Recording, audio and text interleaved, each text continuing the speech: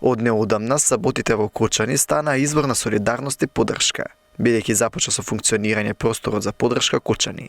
Центар кој дава психолошка поддршка на сите повредени од стартниот пожар кој се случи пред безмалку 3 месеци.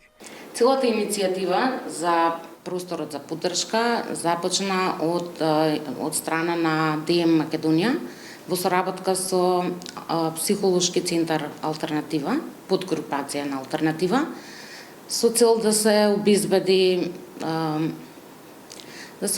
сигурна средина каде што засегнатите од трагичниот настан од Кочани би можеле да споделуваат и да на некој начин да се случи улеснување во целиот тој процес. Основната цел е, како што кажав, да се обезбеди поддршка и на засегнатите, и директно засегнатите, но и индиректно засегнатите лица, како би на пофункционален начин би можеле да поминуваат низ целој процес на тагување, на жалување. Вкупно се 8 експерти, 8 стручни лица, од кои се психолози, семени и системски психотерапевти, фацилитатори, но исто така има и неколку ЕМДР терапевти, кои со своите методи на ЕМДР и техники буквално работат на тие, како би рекла, травматски реакции, посттравматски реакции, за да полесно се поминува низ тоа и да се намали интензитетот на сите тие чувства.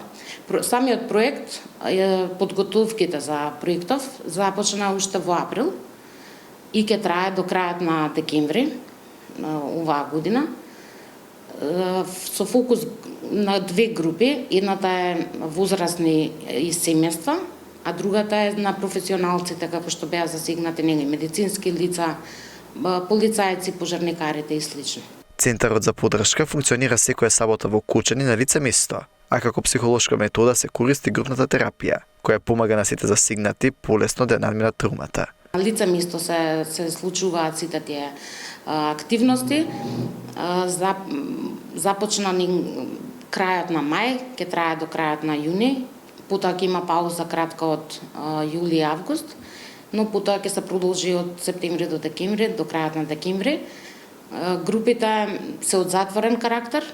Морам да напоменам дека оваа поддршка е бесплатна, структурирани од тим на професионалци, каде што навистина се трудиме да низ болката полесно се вратат во секојдневно функционирање.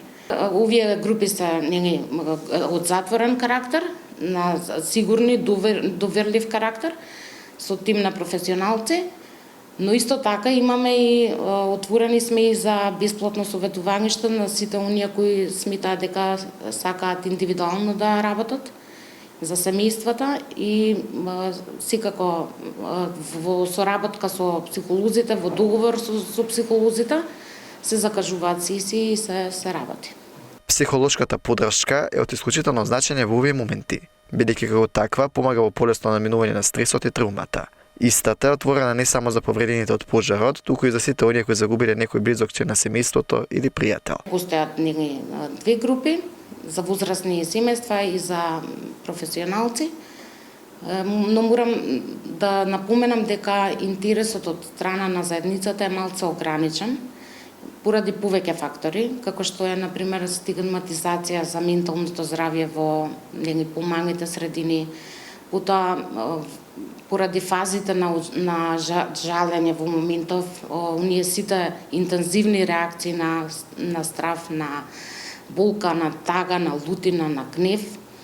Потоа исто така се случува и страв да не се заборави сето она што се случи, да не се заборави болката, но исто така и починатите блиски лица. И морам тука да напоменам дека ние со овој проект не сакаме ниту да се заборави, ниту да се како би рекла надмине, туку ние сме буквално подадена рака во целиот тој процес. Да на некој полесен начин, лековит начин, полесно се isprocesираат сите тие интензивни емоции.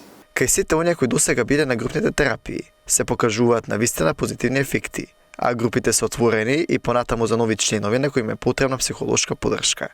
Секој оној кој сака да се вклучи може да се пријави доверливо на телефонскиот број 078 31 33 06 и исто така во просториите на Алтернатива во нашиот психолошки центар.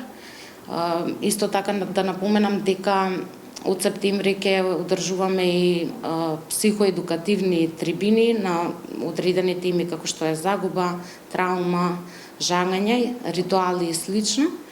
Но исто така и нашите настани може да се пратат и на нашите профили на Facebook, Instagram и LinkedIn. Просторот за поддршка во Кочани ќе функционира до крајот на годината, а пријавувањата се отворени на дежурниот телефонски број во секое време.